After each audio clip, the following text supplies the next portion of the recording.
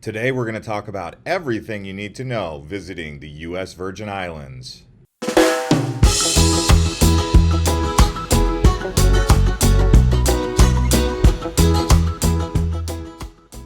first thing you need to know is that the U.S. Virgin Islands are a U.S. overseas territory.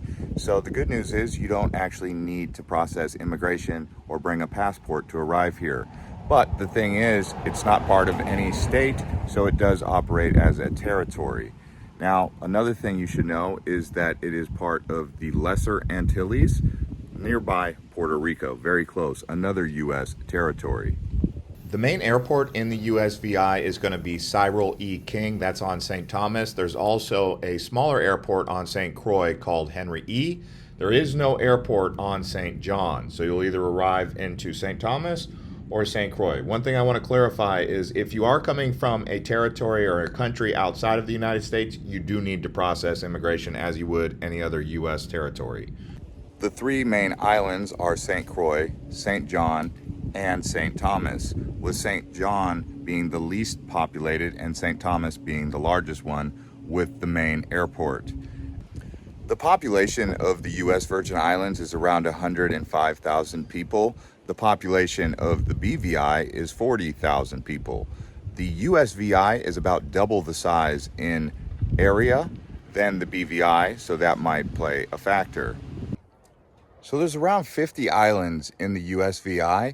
I just island hopped on the barge from Red Hook on St. Thomas to St. John.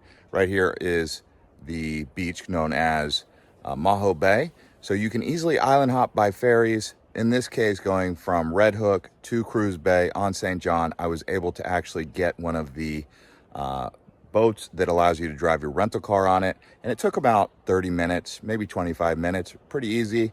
And then from there, you're on St. John. You just need to make sure you get the ferry boat going back in the evening time. I think the last one goes at like sunset, whenever that is.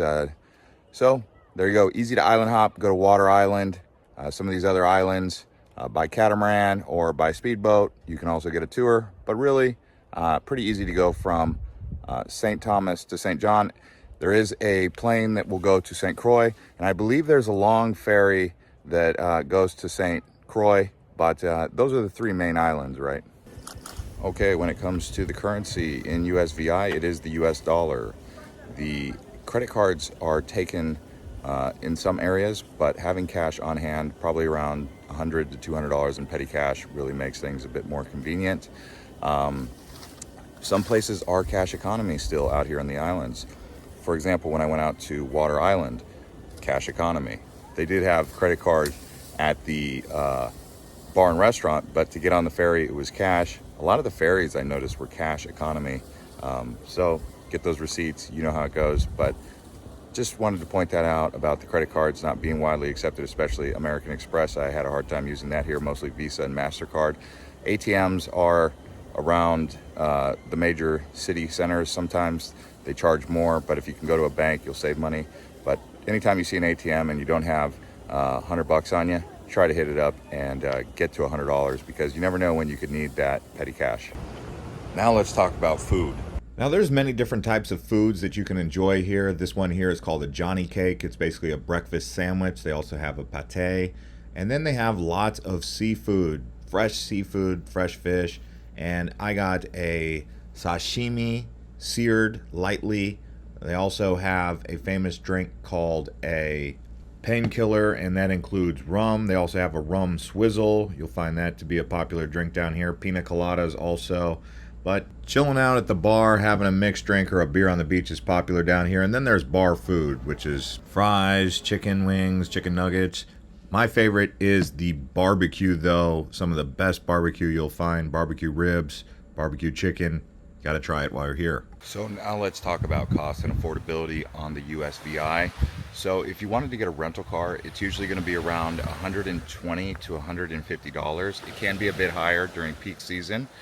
As far as accommodation, I found accommodation to be around 150 to 200 on the low end, but do take into consideration high taxes as well as resort amenity fees, which can be tacked on at any given point. If you're doing Airbnbs, I saw in a case with St. John, $172 for the Airbnb. I thought that was a great price. Well, when I actually went to check out, it was $666. And why is that? Well, because they added on a $250 cleaning fee, and they said $179 in taxes plus some other charges. So it can be a bit misleading. Make sure you pay attention to the details. But when it comes to food, it's typically around $15 to $20 for an average dinner.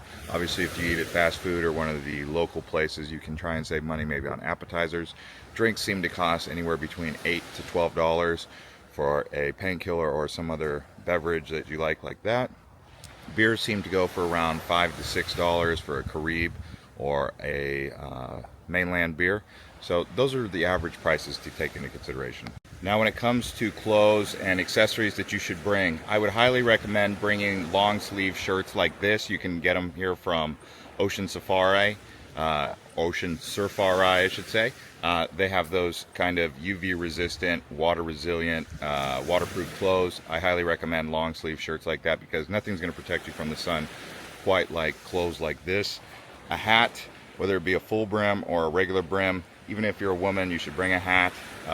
Sun is bright here, okay? The sun definitely, as you can see early in the morning right now, very bright sun, especially when there's very little clouds.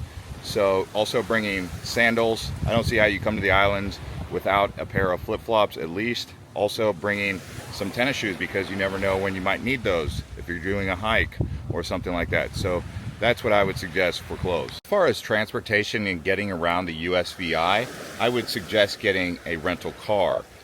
You can easily get around by ferry. They do have a barge that has cars drive on, so you can go in between St. John and St. Thomas. But having a rental car is really the route to go. They do have taxis, although those are expensive. If you don't want to get a rental car and you still want to explore St. John, for example, they do have taxis that take you to the northern beaches. But if you wanted to explore the other areas outside of the main beaches, it's going to be really difficult to get there without a vehicle. But if you're just doing beaches, St. John, they do have those taxis. They're like collective trucks. They have seats in the back that hold about 10 to 12 people. Just depends on the size of the truck. They also have shuttles on St. Thomas, but getting around by ferry is how you mostly get around to the other islands. Like Water Island has a ferry. There you'll take a golf cart. So take that into consideration. Now, when it comes to things to do in the U.S. Virgin Islands, the big things that I would suggest is going to Magens Beach, Bay, going to Maho Bay. Trunk Bay is very popular as well. I really like Cinnamon Bay, Honeymoon Bay on St. John, going around doing some hiking on St. John, checking out the sugar mills. They have a few different sugar mills in St. John in particular, but here on St. Thomas, they also have some popular beaches aside from Magens. I like Lindquist Beach, also going to Red Hook, hanging out over there. Going to Water Island, that's a popular place to get a sunset for those of you who are really big into sunsets. They say Water Island's the best for that. They also have a nice bar there.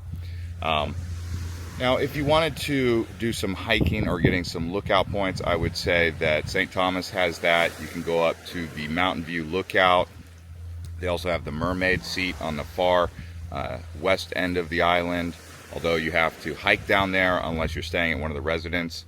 But most of the beaches, St. John, St. Thomas, St. Croix, all very popular. St. Croix also known as having some unique architecture with the Danish meeting the American style architecture that people like. It's like that fusion. So people go to St. Croix and they comment on the architecture. Now on to the subject of safety. So when it comes to safety, USVI for the most part is a safe place. Although if you were to compare it against BVI, USVI is considered less safe. Now that's in particular St. Thomas and St. Croix. But the good news is the U.S. Virgin Islands, including St. Thomas, are a level 1 location, so citizens should be able to exercise normal safety precautions. So it's relatively safe. I would say where it's going to be a bit dangerous could be getting caught in a rip current and being taken away in some of the high swells when they happen. But for the most part, calm waters around Magens Bay and most of the beaches. Just on a day when there's high swells, be cautious. Also, be cautious driving because it's on the other side of the road. Here in the U.S., we drive on the right side of the road. In U.S. Virgin Islands, we drive on the left side of the road. Now for my final thoughts on the U.S. Virgin Islands. This is my second time going here. I would say that St. Thomas is probably where you want to arrive, and then get a rental car. Try not to skip that because getting taxis can be very expensive, so try to pre-arrange that before you even get to the islands. Then I would say if you want peace and quiet, get an Airbnb or an accommodation on St. John. They do say that St. Croix has some of the best beaches, but all of the islands are going to have great beaches. St. Croix is just on its island out in the ocean, a little bit deeper into the Caribbean than St. Thomas, St. John. So take that into consideration. You're pretty much going to stay in St. Croix if you go there. With St. Thomas, St. John, you get more flexibility with island hopping, including easy access to the British Virgin Islands like Jost Van Dyke, Tortola, West End. It might be worth it to go over there. I would say if you do, try to plan for maybe 2 nights over there in the BVI at least, because processing immigration can be draining if you do a go and come back in the same day. You got to process immigration to BVI, and then you got to process immigration coming back into U.S. Processing U.S. immigration takes a long time. But hope you guys enjoyed this, and we'll see you guys on the next one from the Caribbean. If you guys plan to visit the Caribbean, check out our St. Martin tour or St. Bart's next.